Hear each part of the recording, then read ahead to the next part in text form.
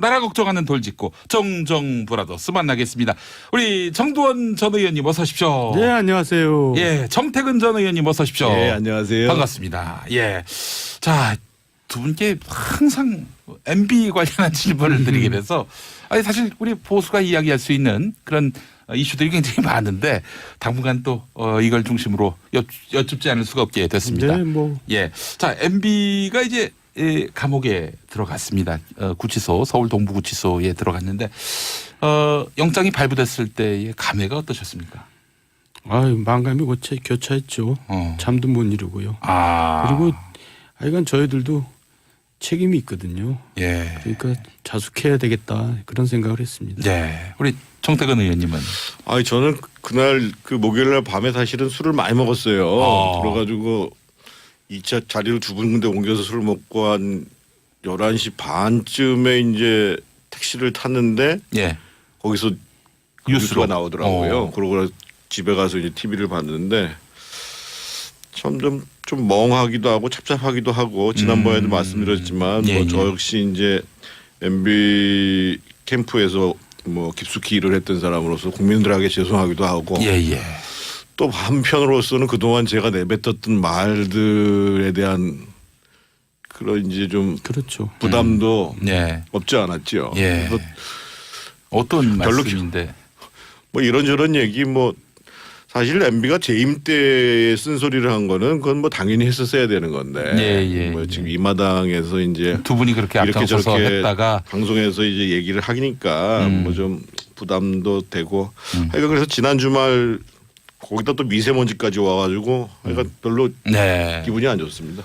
두 분은 이렇게 뭐 사실 이명박 정부 때 쓴말씀 많이 했고 쓴소리하고 직언도 하고 그랬는데 그렇게 해서 결국에는 뭐 나중에는 뭐 효과도 없었죠. 예. 효과도 없었을 그러니까 할 말이 없죠. 두 분의 그 거취도 그렇게 썩 뭐 이렇게 빛나는 자리에 계시진 않았고 그래도 뭐 저희는 후회는 안 합니다. 예.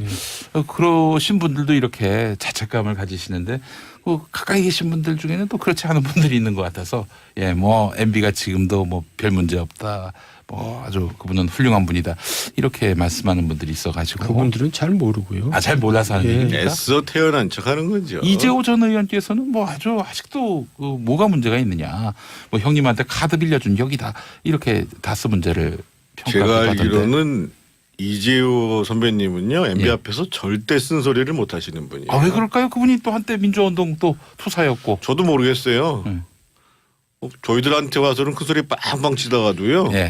MB한테 가서는 절대 싫은 소리 안 하시는 분이에요. 근데 지금 어쨌든 의리를 지키는 모습은 그건 나쁘지 않죠. 근데 그분이 의리 지키는 모습은 처음 본 것 같아요. 처음 보신 것 같아요. 그건 너무 지나친 얘기 아니고. 요 근래 들어서 의리를 지킨다. 알겠습니다. 자, 이명박 전 대통령이 이제 서울 동부구치소에 수감이 됐는데 옥중 조사를 거부했습니다. 어제 검찰에서 사람을 보내서 2시간 설득해서 조사를 하려고 했는데 2시간 동안 거부했고 끝내 돌아왔습니다. 이 검사들이. 근본적인 이유는 이제 주변 가족을 포함해서 주변에 너무 광범위하게 불러들인다는 거하고 또 하나는 이제 피의 사실을 고의적으로 유출한다는 건데. 불만 표시. 그런 것도 문제는 있죠. 그런데 정작 의식하는 거는 뭐냐면 지금 수사가 확대가 되잖아요. 사자방 수사를 하겠다. 제1롯데월드도 하겠다. 또 노무현 전 대통령에 대한 사찰도 하겠다. 이러니까 추가 수사에 대한 거부라고 봐야죠. 아니 근데 이 옥중 조사 때는 변호인이 입회를 안 합니까? 변호인 입회를 하죠. 안 합니까? 원하면 입회하겠죠. 네. 근데 그런 측면도 있을 거고요. 지금 MB 입장에서 보면 자기가 이제 진술을 번복할 것이 아닌데 추가적인 조사에 대해서 진술을 하게 되면 오히려 이제 스텝이 꼬일 수 있잖아요. 그래서 이제 기소가 된 다음에 그러면 이제 변호인도 사건 기록을 다 보고 거기서 이제 어떻게 대응할 것인가를 이제 판단을 하는 게 낫다고 생각해서 만약에 조사를 해도 본인이 이제 묵비권을 행사하게 되면 조사가 안 이루어지는 거니까요. 그래서 아마 처음에 변호인이 그 얘기를 그러니까 뭐 조사에 응할 것이다고 얘기한 게 이제 그 MB하고 충분히 상의가 안 된 거, 법무부하고 충분히 상의가 안 된 게 아닌가 싶어요. 예.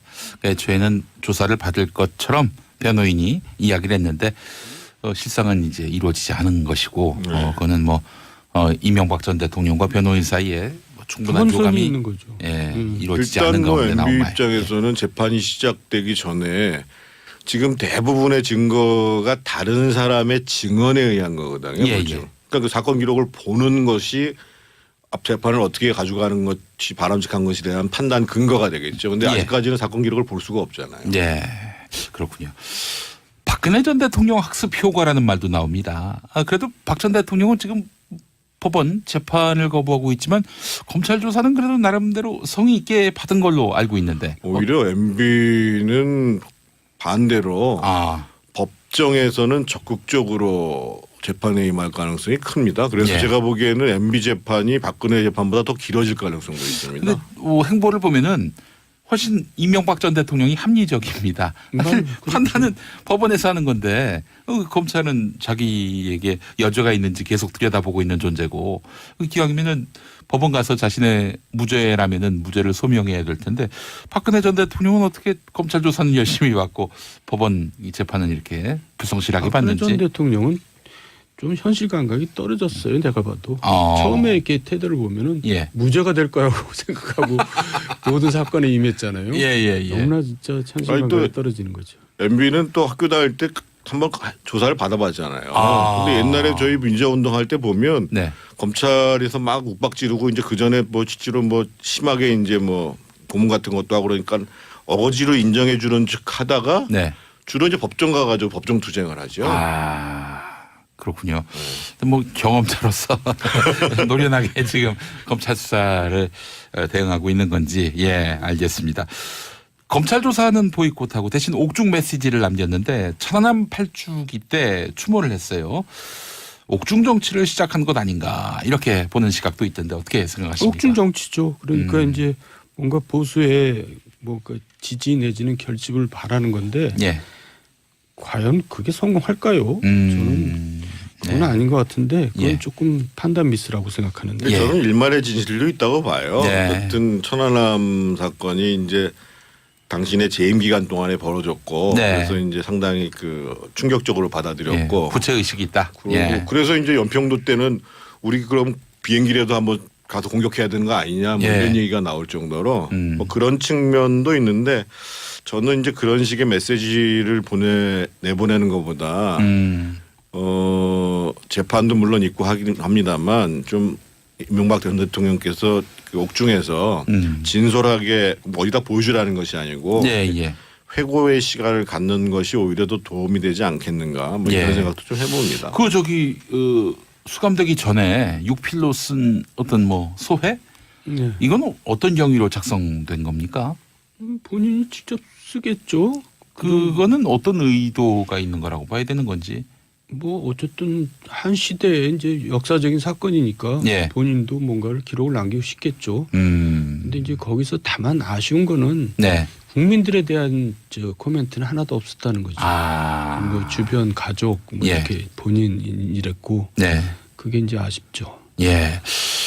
사실 지금 여당 지지자분들 가운데 상당수 분들은 천안함 그 사건과 관련해서 폭침 맞나? 이렇게 의구심을 갖는 분들이 있습니다. 두 분은 어떻게 생각하십니까? 굉장히 민감한 문제긴 한데 요즘 다시 또 뭐 공영방송에서 재조명하려고도 하고 있고요. 저는 이미 일단락 된 거라고 생각합니다. 북한의 폭침으로? 그럼요. 그걸 또 뭐 지금 와서 뭐 다시 조사할 수도 없고 조사해본들 뭐가 바뀌겠어요? 아니 저는 그 뭐 의혹을 갖고 계신 분들이 의혹을 제기하는 건 좋은데 이미 이제 그 폭침이란 사실에 대해서 뭐 만약에 근본적으로 무슨 새로운 증거가 나오지 않았다 이렇게 그런 상황이 아니라고 그러면 사실은 문제 제기하는 게 별로 바람직하지 않다고 봅니다. 알겠습니다. 뭐 새로 드러난 애초에 판단을 뒤집을 그런 뭐 정황이나 증거가 없다. 이런 말씀이시군요. 알겠습니다. 오늘 뭐 여쭤보려고 한 건 아니고 자, 곧바로 이제 이 보수 야권 예. 6.13 지방선거 앞둔 인물난을 겪고 있는 보수 야권 이야기 한번 해보도록 하겠습니다. 너무 늦었다면서 김병준 국민대 명예교수가 서울시장 불출마 입장을 밝혔습니다. 자유한국당에서 영입 제안이 간 모양이죠, 이분한테? 하긴 했죠. 그분밖에는 이제 뭐 남아있는 사람이 없는 것 같은데요. 아, 그래요? 이분마저도 이제 거부를 했죠. 네. 이제 시장 후보가 없는 겁니다. 근데 재밌는 거는 예. 그러니까 중진들이 홍준표 대표한테 그러면 대표라도 나가야 되는 거 아니냐. 아, 사실 대표라도. 그 말은 중진들이 할 수가 있죠. 왜냐하면 예. 제1야당이 서울시장 후보를 못 낸다는 것은 제1야당으로서의 존재가 없어지는 거거든요. 예. 그러니까 근데 홍준표 대응은 뭐냐면 나를 음해한다. 그러니 이 사람들을 나중에 총선 때 험지로 차출해야겠다. 그러니까 도대체 뭔 얘기들을 하고 있는지 예. 아니 서울시장 출마라는 게 왜 음행에 되는 거고 또 총 대표가 뭐 누구를 차출을 막 합니까? 이거는 무슨 제왕적 총재도 아니고 무슨 조폭 총재 같기도 하고. 요즘 제왕적 그러니까 대통령제 문제 삼으시죠. 제가 볼 때는 예. 뭐 개콘 드라마를 보는 것 같기도 하고. 그 김병준 교수가 너무 늦었다고 얘기하는 거는 정확한 지적이고요. 너무 늦은 정도가 아니라 정말 늦었습니다. 뭐가 그리고 늦었다는 겁니까? 그 늦은 것뿐만 아니라 사실은 전략도 전혀 없는 건데 이 우파 정당 보수 정당의 지난 그 한 20년 넘게 과정들을 보면은요. 세 번의 공천을 통해 가지고 성공하고 세 번의 공천을 통해서 지금 이 모양 이 꼬라지가 된 거거든요. 예. 예를 들면 그 96년도 한참 전 얘기죠. 예. YS가 지방선거에서 지고 나니까 오래전부터 공천을 준비를 해가지고 96년 선거 때 1996년 선거 얘기하는 겁니다. 그때 예를 들면 좌파에서도 데리고 그때 이재호, 김문수 이런 사람이 들어오잖아요. 그렇습니다. 그리고 뭐 홍준표 같이 이제 뭐 새로운 참신한 최현희 이런 사람들 데려오고. 예. 그래서 96년 선거를 성공해요. 그리고 이제 2000년도 선거 때는 이회창 총재가 그 당시에 이제 윤여준 책사하고 홍성호 인권 변호사를 동원해 가지고 예. 김윤환 이런 사람들을 날리고 저 같은 운동권도 갖다 대다 쓰잖아요. 예. 그리고 이제 2004년도에는 천막 당사 시절에는 박근혜가 아예 공천에 관여 안 합니다. 그래서 이제 그때 공천에 주로 많이 관여했던 게 김문수 그리고 비례대표는 박세일. 이렇게 해서 세 번의 성공하죠. 예. 근데 이제 2008년도 선거에는 소위 이제 친박 학살을 하고 예. 2012년 총선에서는 친이를 학살을 하고 2016년 선거에서는 진박을 감별하고 이렇게 해서 망하는 거거든요. 예. 그래서 공천이라는 것 영입이라는 거는 상당히 준비되고 그 전략적 기조하에서 하는 건데 예. 그리고 그분들한테 응분의 이제 자리도 보장해 주는 거고 아무 생각 없다가 지금 늦게 와서 사람을 못 구하니까 당신도 나가봐라 누구도 나가봐라 이렇게 얘기하고 어제 또 제가 기자들한테 얘기 들어보니까 뭐 급기야 김문수 지사 얘기도 나오고 또는 뭐 그 누구죠 무슨 비례대표 전희경인가요? 네. 전희경 의원이라고 예. 무슨 자유 뭐 연합했다는 분. 그 자유기업원 예. 사무총장 했나 그랬을 그분도 겁니다. 얘기가 나오고 그 그런데요. 양반도 지금 서울시장 후보로. 기자들한테 얘기가 들은 얘기예요. 그래요? 예. 보수의 투사로 이렇게 해가지고. 그냥 뭐 아무나 나가면 되나? 배현진 아나운서가 훨씬 더 중량감이 있지 않을까 하는 생각도 드는데. 예. 알겠습니다. 그러니까 기본적으로 준비도 안 한 거고 네. 전략도 없었고 그리고 지금 새로 영입하고자 하는 사람들에 대해서 영입을 하려고 그러면 정말 당이 혼연일체가 돼서 선거를 치르겠다는 약속. 예. 지고 난 다음에 토사북팽을 하는 것이 아니라 더 좋은 그 역할을 할 수 있도록 하는 배려. 뭐 이런 게 없으니까. 안 되는 예. 그러니까 지금은 이렇게 해야 돼요. 지금 비상시국이거든요. 야당 입장에서는. 예. 그러면 홍준표 대표는 이제 일선에서 물러나고 네. 뭐 김병준 교수 훌륭한 분입니다. 그런 네. 분을 뭐 비대위원장으로 영입해서 당신이 알아서 공천해봐라. 예. 이렇게 하면 사람들이 오기도 하죠. 그거보다는 저는요. 예. 홍준표 대표가 예를 들면은요. 예. 서울 지역 같은 경우에 김용태 의원 보러 당신 출마해라. 그래서 20% 이상만 득표하면 예. 내가 이번 다음 전당대회 안 나고 당신을 대표로 밀겠다. 예. 이렇게 약속하면은 나경원이나 김용태가 안 나갈 이유가 없잖아요.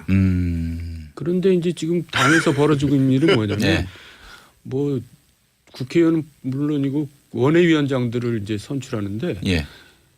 자기 사람이라면은 구의원에서 5등으로 떨어진 사람들 데려다 쓰는 사람. 그러니까 장을 이제 사당화 만들고 있는 지금 거죠. 아주 중요한 지적하셨는데 홍준표 대표는 지방선거에서 현재 그 배색이 짙은 상황임에도 불구하고 선거 결과와 무관하게 계속 대표직을 수행하겠다라는 의지를 보이고 있어요. 용렬한 거죠. 네. 그러니까 공인으로서 자세가 아닌 거죠. 그래서 사실은 김수민 평론가라고 출연하는 분 얘기가 이렇습니다. 지금 막 오세훈, 뭐 황교안 그리고 뭐 홍정욱 이런 분들을 보고 들어와라 이러면서 이분들이 다 거부하고 있는데 이분들이 행여나 자유한국당의 차기 리더십에 못 들어오게 하려고 그냥 마구잡이로 영입 제안한 거 아니냐.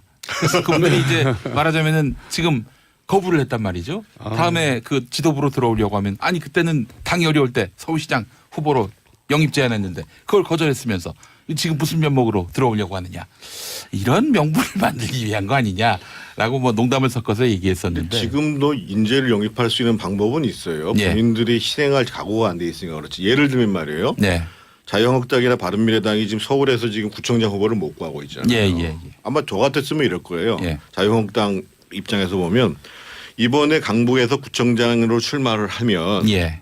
그래서 괜찮은 성적을 뭐 낙선하더라 괜찮은 성적을 하면 앞으로 강남에 있는 강남, 서초, 송파 이런 지역에 예. 차기 총선에서 현역 의원과 1대1로 경선을 붙여주겠다. 네. 그러면은 안 들어올 이유가 없잖아요. 지금 자유한국당의 강남 서초 의원이 누군지도 잘 몰라요. 존재감이 없죠. 예. 그래서 무조건 날리겠다는 것도 아니고 네. 그런 지역에 1대1로 경선을 시켜주겠다. 그리고 이제 신인으로서의 배려해 주겠다. 예. 그러면 이번에 비록 희생을 하더라도 다음에 공간이 생기니까. 예. 그래서 젊고 참신한 사람들을 발굴을 하는 거죠. 저희가 지금 이제 저는 정치권이 보수당도 마찬가지 뭐 좌파도 우파도 다 말 거 없이 예. 좀 그 새로운 인물들을 리크루트해야 되거든요. 예. 그런데 기업에서는 정말 인재를 돌리기 위해 가지고 돈을 주고 하면서 헤드헌터라고 그래서 그렇죠. 예. 하잖아요. 예. 근데 정치권에서는 좀 이상해요.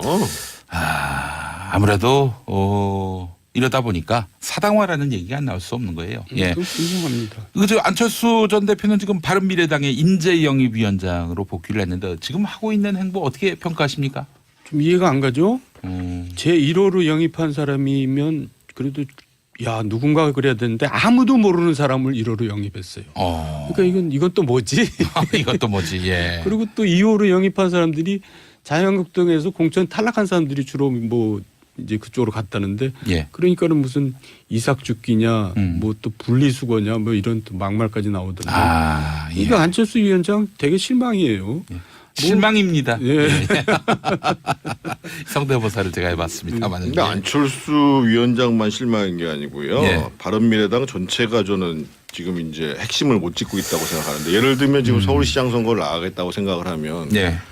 지난 토요일 저녁부터 시작해가지고요. 예. 지금 서울의 미세먼지가 얼마나 심각했었어요. 그렇습니다. 예. 박원순 시장이 미세먼지 가지고 뭐 이런저런 얘기했지만 다 실패했잖아요. 예. 심지어는 그 미세먼지가 그렇게 심각해지는 일요일 날 오후까지도 소각장 가도 서울에 4개의 소각장이 있거든요. 예. 그 가동률을 줄이지를 않았어요. 예.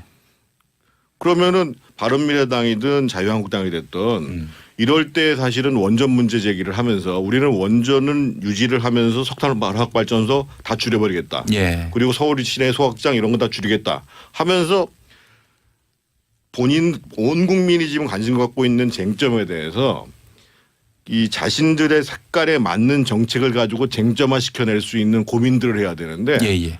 제가 보기에는 이번에 아마 미세먼지 가지고 붙었으면 전 국민들이 깜짝 놀랐을 거거든요. 정말 너무 저도 목이 아플 정도였으니까요. 예. 그러니까 기본적으로 해야 될 거를 안 하는 거예요. 예. 보수 정당들이. 이슈도 지금 선전 못하고 있다. 그러니까요. 예, 이런 지적이시고요. 예. 자, 짧게 이제 하나 더 여쭤보려고 하는데 개헌. 지금 공이 이제 국회로 넘어왔습니다. 청와대에서. 자, 두 분 보시기에 여야 합의 가능할까요? 5월 4일 정도가 아마 마지노선이 될 것 같은데 말이죠.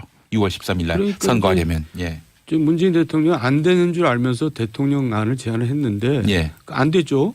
그러면 이제 5월 초까지만 국회에서 합의하면 내가 처리하겠다 했는데 국회 합의가 안 되죠. 예. 왜냐하면 권력구조 개편에서 국회 사당은 총리 추천제든 총리 선출제든 제시할 거고 예. 민주당은 이제 대통령제로 고소할 거고 그러니까 결국 합의가 안 될 겁니다.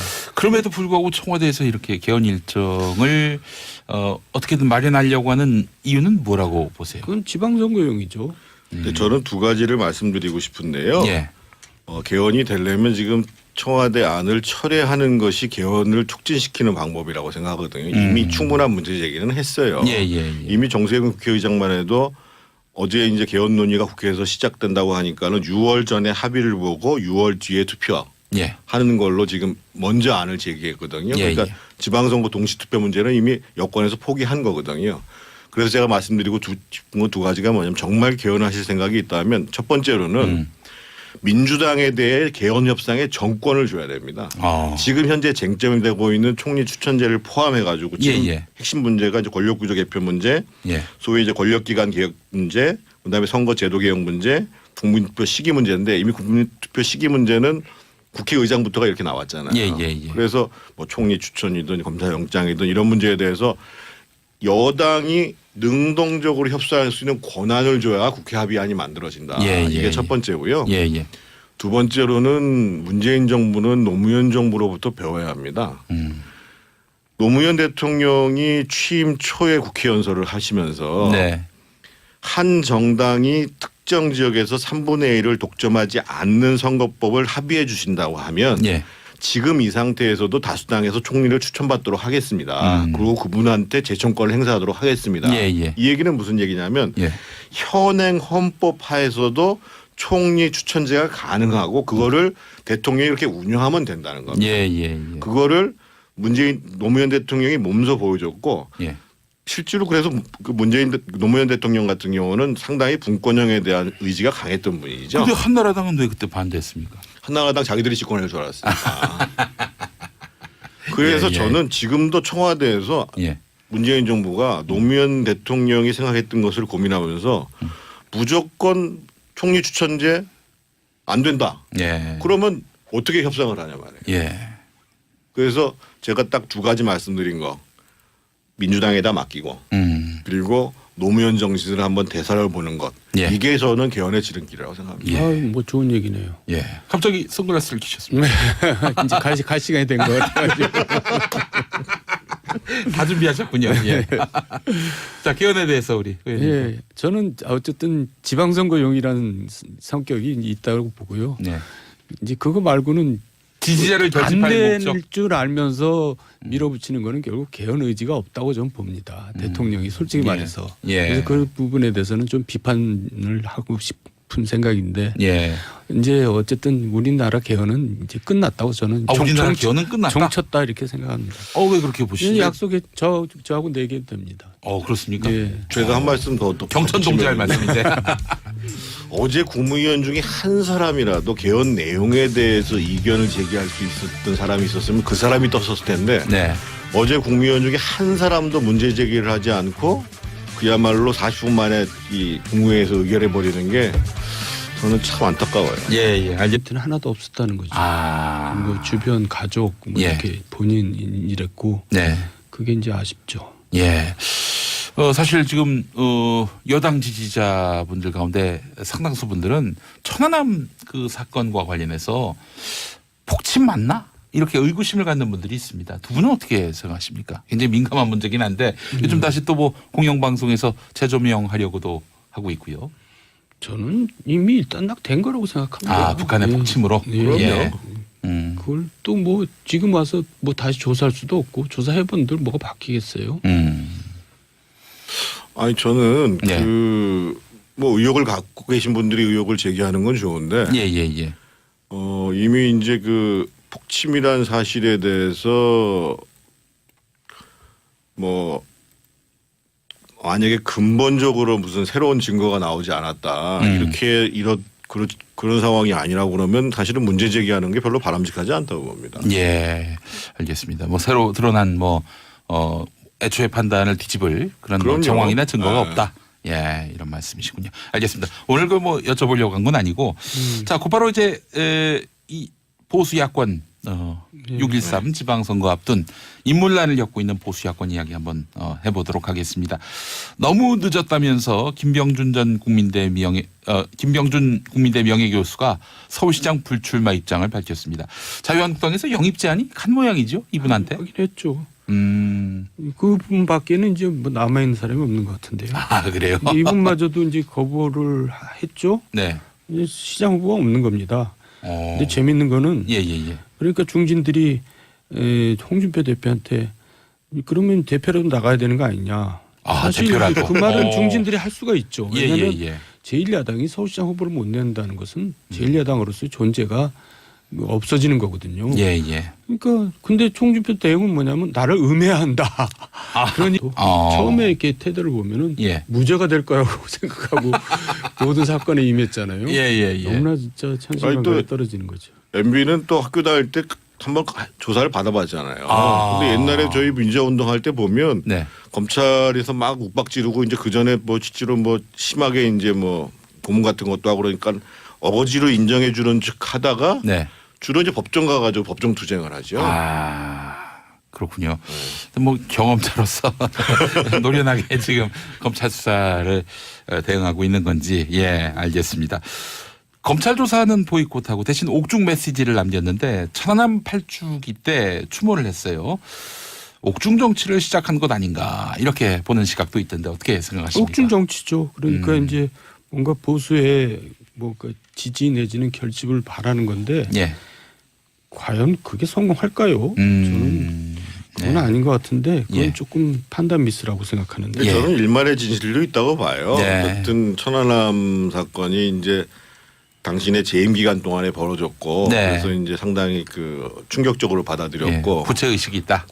그래서 이제 연평도 때는 우리 그럼 비행기라도 한번 가서 공격해야 되는 거 아니냐 뭐 이런 얘기가 나올 정도로 뭐 그런 측면도 있는데 저는 이제 그런 식의 메시지를 내보내는 것보다 재판도 물론 있고 하긴 합니다만 좀 이명박 전 대통령께서 그 옥중에서 진솔하게 어디다 보여주라는 것이 아니고 회고의 시간을 갖는 것이 오히려 더 도움이 되지 않겠는가 뭐 이런 생각도 좀 해봅니다. 수감되기 전에 육필로 쓴 어떤 뭐 소회 이건 어떤 경위로 작성된 겁니까? 본인이 직접 쓰겠죠. 그거는 어떤 의도가 있는 거라고 봐야 되는 건지. 뭐 어쨌든 한 시대에 이제 역사적인 사건이니까 본인도 뭔가를 기록을 남기고 싶겠죠. 근데 이제 거기서 다만 아쉬운 거는 국민들에 대한 코멘트고요. 지금 MB 입장에서 보면 그 자기가 이제 진술을 번복할 것이 아닌데 추가적인 조사에 대해서 그 진술을 하게 되면 오히려 이제 스텝이 꼬일 수 있잖아요. 그래서 이제 그 기소가 된 다음에 그러면 이제 변호인도 사건 기록을 다 보고 거기서 이제 어떻게 대응할 것인가를 이제 판단을 하는 게 낫다고 생각해서 만약에 조사를 해도 본인이 이제 묵비권을 행사하게 되면 조사가 안 이루어지는 거니까요. 그래서 아마 처음에 변호인이 그 얘기를 그러니까 뭐 조사에 응할 것이다고 얘기한 게 이제 그 MB하고 충분히 상의가 안 된 거, 국민당하고 충분히 상의가 안 된 게 아닌가 싶어요. 애초에는 조사를 받을 것처럼 변호인이 이야기를 했는데 실상은 이제 이루어지지 않은 것이고 그거는 뭐 이명박 전 대통령과 변호인 사이에 뭐 충분한 교감이 있는 거죠. 이루어지지 일단 않은 뭐 가운데 나온 MB 말. 입장에서는 재판이 시작되기 전에 지금 대부분의 증거가 다른 사람의 증언에 의한 거거든요. 그렇죠? 그러니까 그 사건 기록을 보는 것이 앞 재판을 어떻게 가져가는 것이 바람직한 것에 대한 판단 근거가 되겠죠. 그런데 아직까지는 사건 기록을 볼 수가 없잖아요. 그렇군요.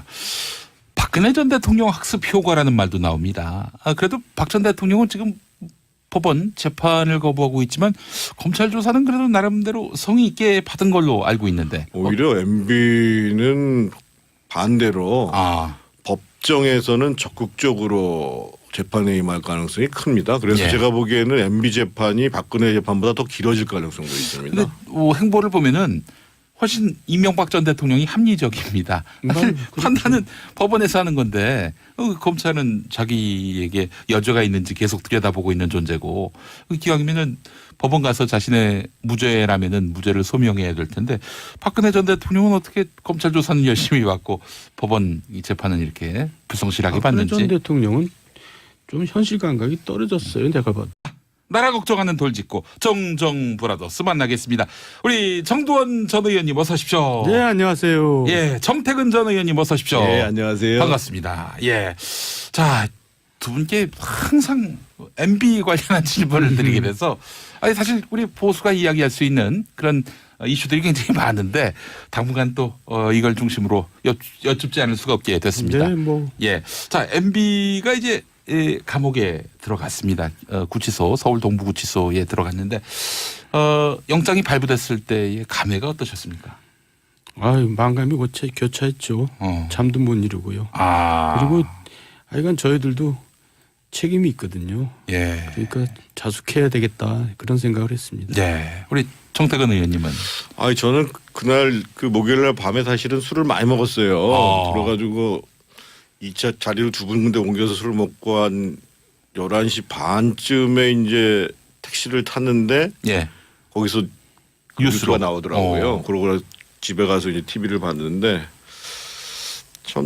좀 멍하기도 하고 찹찹하기도 하고 지난번에도 말씀드렸지만 예, 뭐 저 역시 이제 MB 캠프에서 뭐 깊숙이 일을 했던 사람으로서 국민들에게 죄송하기도 하고 예.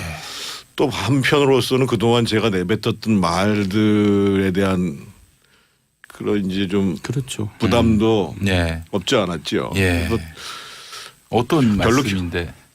뭐 이런저런 얘기 뭐 사실 MB가 재임 때 쓴소리를 한 거는 그건 뭐 당연히 했었어야 되는 건데 뭐 지금 이 마당에서 이제 두 분이 그렇게 이렇게 앞장서서 저렇게 했다가 방송에서 이제 얘기를 하니까 뭐 좀 부담도 되고 하여간 그래서 지난 주말 거기다 또 미세먼지까지 와가지고 하여간 별로 네. 기분이 안 좋습니다. 두 분은 이렇게 뭐 사실 이명박 정부 때 쓴말씀 많이 했고 쓴소리하고 직언도 하고 그랬는데 그렇게 해서 결국에는 뭐 나중에는 뭐 효과도 없었죠. 예. 효과도 없었을 그러니까 할 뿐더러 말이 없죠. 두 분의 그 거취도 그렇게 썩 뭐 이렇게 빛나는 자리에 계시진 않았고 그래도 뭐 저희는 후회는 안 합니다. 예. 그러신 분들도 이렇게 자책감을 가지시는데 가까이 계신 분들 중에는 또 그렇지 않은 분들이 있는 것 같아서 뭐 MB가 지금도 뭐 별 문제 없다. 뭐 아주 그분은 훌륭한 분이다.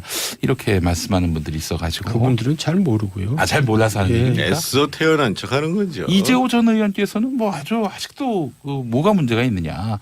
뭐 형님한테 카드 빌려준 여기다 이렇게 다스 문제를 제가 평가하던데. 알기로는 이재호 선배님은요 MB 예. 앞에서 절대 쓴소리를 못 하시는 분이에요. 왜 그럴까요? 그분이 또 한때 민주화운동 또 투사였고. 저도 모르겠어요. 저희들한테 와서는 큰 소리 빵빵 치다가도요. 예.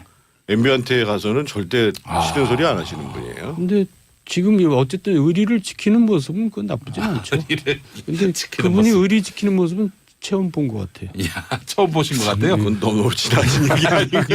요 근래 들어서 의리를 지킨다. 알겠습니다. 자, 이명박 전 대통령이 이제 서울 동부구치소에 수감이 됐는데 옥중 조사를 거부했습니다. 어제 검찰에서 사람을 보내서 2시간 설득해서 조사를 하려고 했는데 2시간 동안 거부했고 끝내 돌아왔습니다. 이 검사들이. 표면적인 이유는 이제 주변 가족을 포함해서 주변에 너무 광범위하게 불러들인다는 거하고 예. 또 하나는 이제 피의 사실을 고의적으로 유출한다는 건데 불만 표시. 그런 것도 문제는 있죠. 예. 근데 정작 의식하는 거는 뭐냐면 지금 수사가 확대가 되잖아요. 사자방 수사를 하겠다. 제1롯데월드도 하겠다. 또 노무현 전 대통령에 대한 사찰도 하겠다. 이러니까 추가 수사에 대한 거부라고 봐야죠. 아니 근데 이 옥중 조사 때는 변호인이 입회를 안 합니까? 변호인 입회를 하죠. 안 합니까? 원하면 입회하겠죠. 네.